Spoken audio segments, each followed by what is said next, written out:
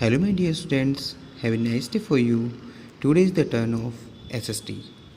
We already start our chapter, and today is the next phase of this chapter. So let's come with me and learn this one. Dear student, history से related ये chapter अपना what, where, how and when इसके videos हम continuously post कर रहे हैं। आप इसको अच्छे से लर्न भी कर रहे हैं। इसको स्टडी करते हुए कंटिन्यूसली आज हम इसका ये लास्ट फेज़ बना रहे हैं। इस लास्ट फेज़ में ये कंप्लीट चैप्टर एंड हो चुका होगा। I hope that you can understand easily. If you have any type of confusions, queries, you can comment us. So let's come with me. Students, previous video में हमने sources of history पढ़ा था और sources of history के अंदर हमने literacy sources और archaeological जो सोर्सेज थे उनको हमने पढ़ा था। प्रीवियस वीडियो में आर्कियोलॉजिकल सोर्सेज जो था उसको हमने कम्प्लीटली डिफ़ाइन किया था और कम्प्लीटली डिफ़ाइन करने के साथ में इसमें इंस्क्रिप्शंस, कॉइन, मॉन्यूमेंट्स इनको डिफ़ाइन किया था और साथ में हमने आर्टिफैक्ट को भी क्लियर किया था।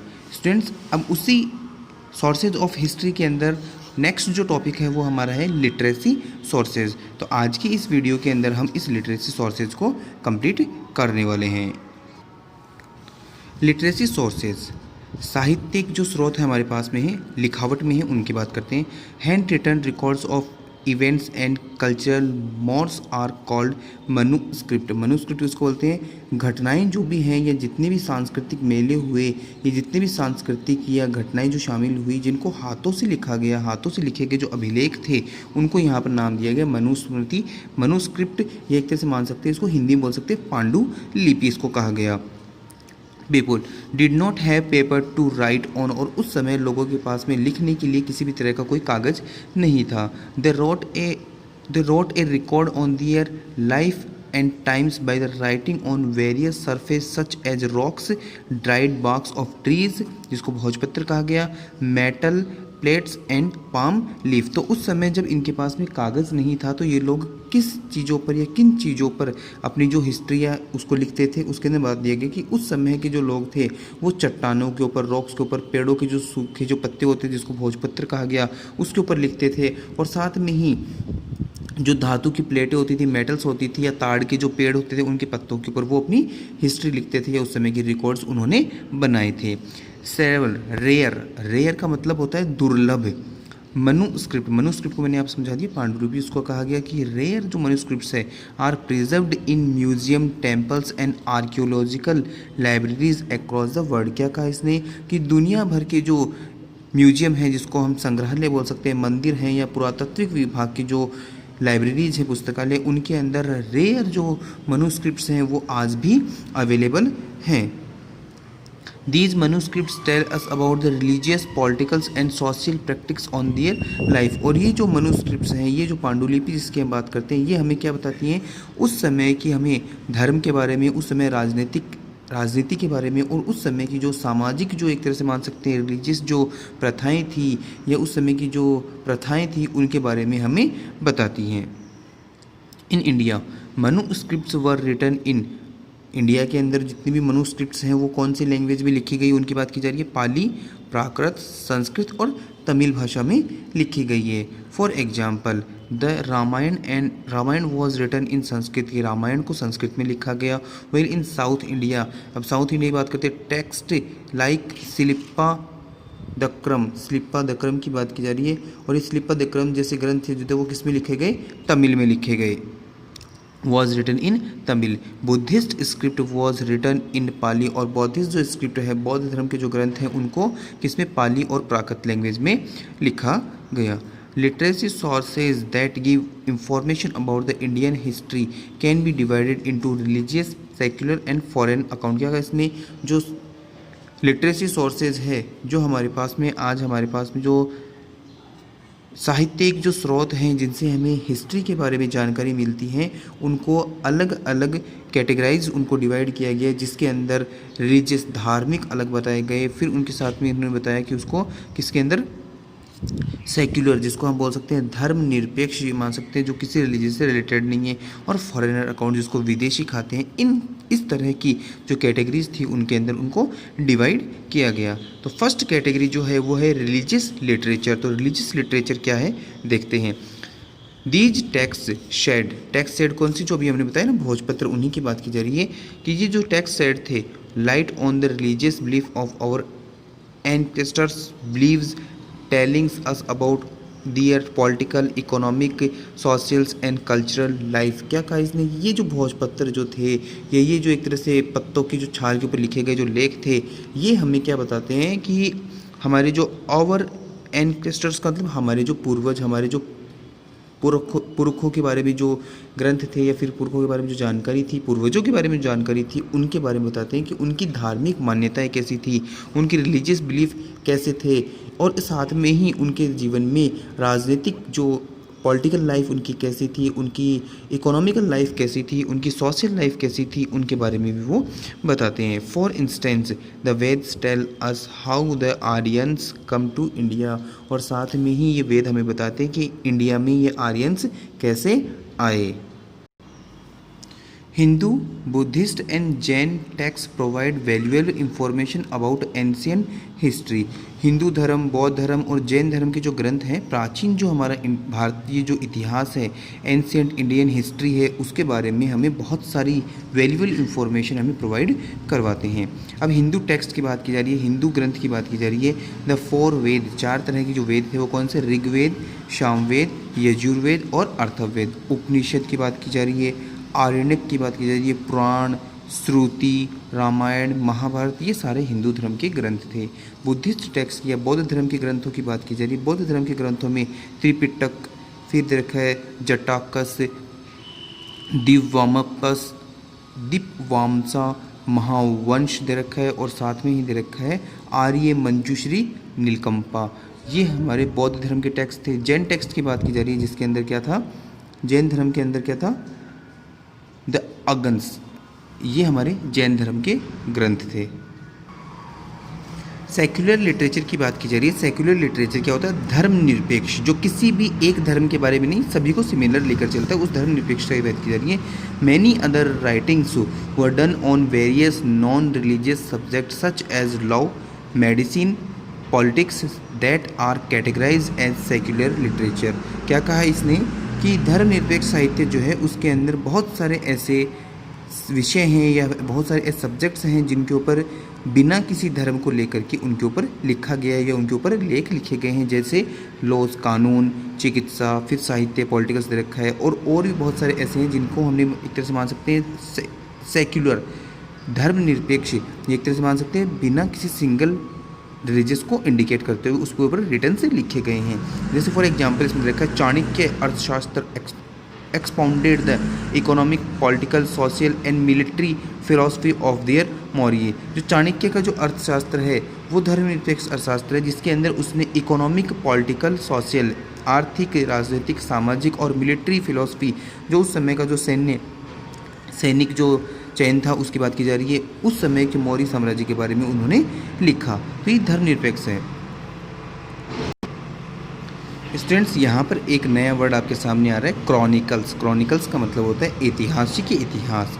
Chronicles, poems, plays and memories are also classified under secular literary sources. क्या कहा इसने, इतिहास, फिर कविता, और फिर इसने प्लेज का मतलब नाटक की बात की जा रही है, मेमोरी, स्मरण की बात की जा रही है, ये सारे के सारे also classified under the secular literary sources. इन्होंने धर्मनिरपेक्ष साहित्य के अंदर बहुत सारे अलग अलग इन्होंने डिवाइडेशन, क्लासिफिकेशंस कर रखे हैं। द प्ले मुद्रा रक्षा, मुद्रा रक्षा जो था किसके बाद में, मुद्रा रक्षा, the pledge Mudra Raksha by Vishakhadatta describe the Maurya victory over the Nanda. क्या कहा इन्होंने कि जो विशाखा दत्त का जो नाटक है, विशाखा दत्त का जो प्ले है, विशाखा दत्त का जो नाटक है जिसका नाम दिया गया इसने मुद्रा रक्ष, उसके अंदर नंद जो थे, नंदों पर मौर्य की किस तरह से विक्ट्री हुई, किस तरह से उन्होंने विजय प्राप्त की, उसका उन्होंने उसमें डिस्क्रिप्शन, उसमें वर्णन कर रखा है।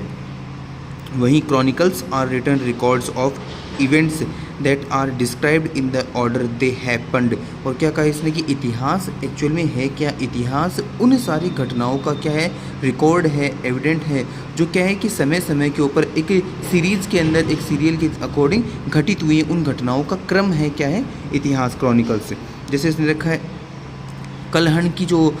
कल्हण राज तरंगिणी, कल्हण की जो राज तरंगिणी है, trace the history of Kashmir, उसके अंदर कश्मीर का इतिहास है। सिमिलरली ऐसे ही अबुल फजल्स एनी इन अकबरी के अंदर records of the rules of Akbar, उसके अंदर अकबर का जो शासन था या अकबर के जो साम्राज्य का शासन था उसके रिकॉर्ड्स उसके अंदर अवेलेबल हैं।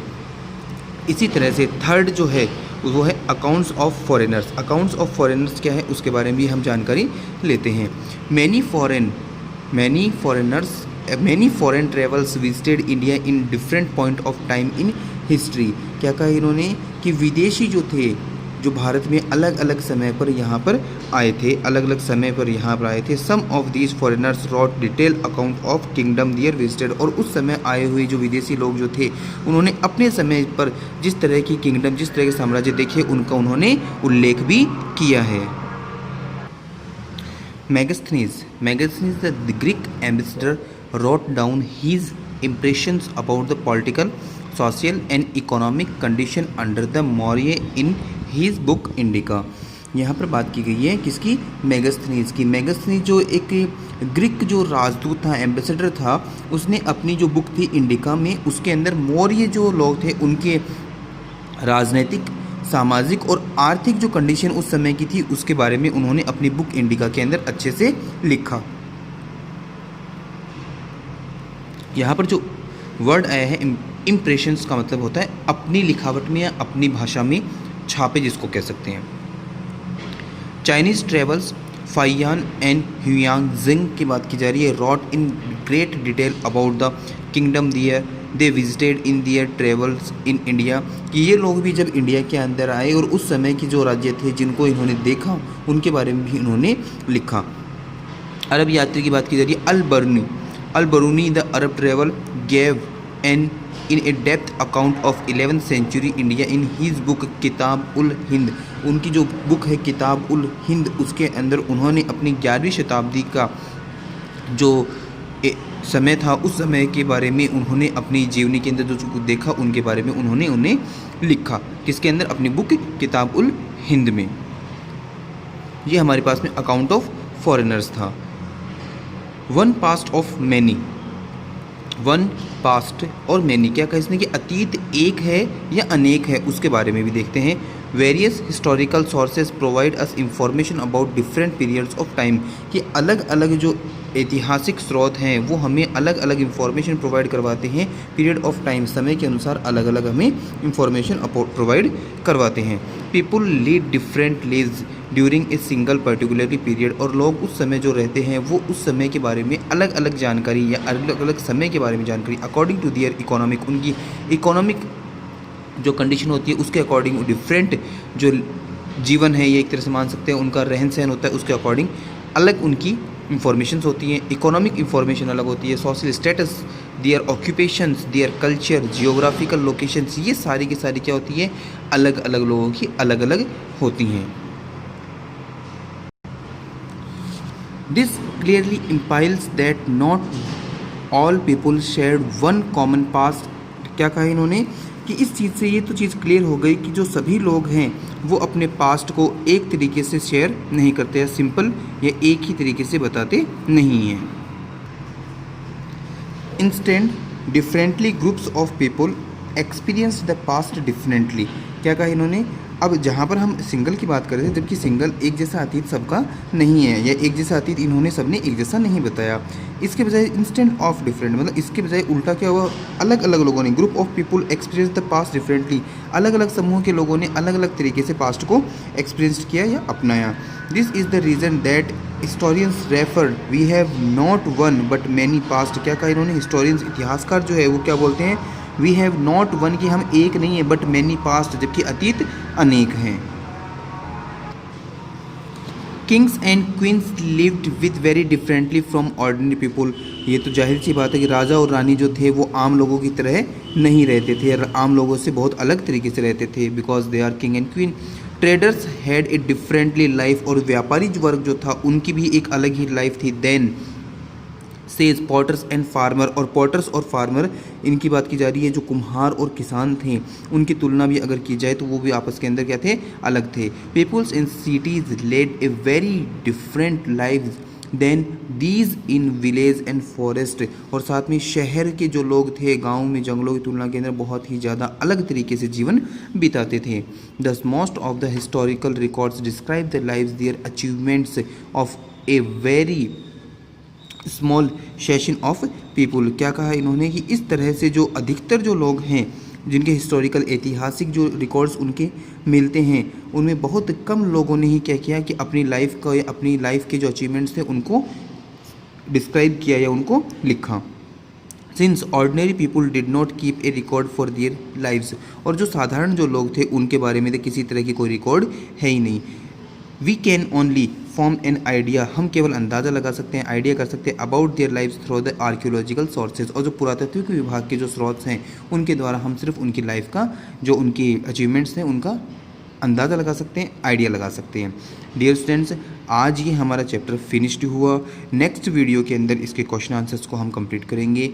आई hope that you understand this one is very clearly.